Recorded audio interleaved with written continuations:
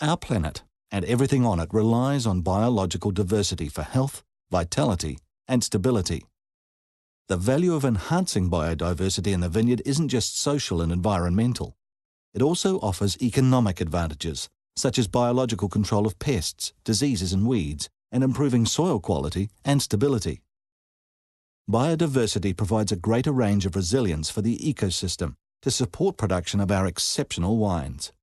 Biodiversity is an essential foundation of a resilient and adaptive environment. Sustainable Wine Growing New Zealand promotes the use of biodiversity as an active part of production systems, which enhances the living landscape in and around vineyards.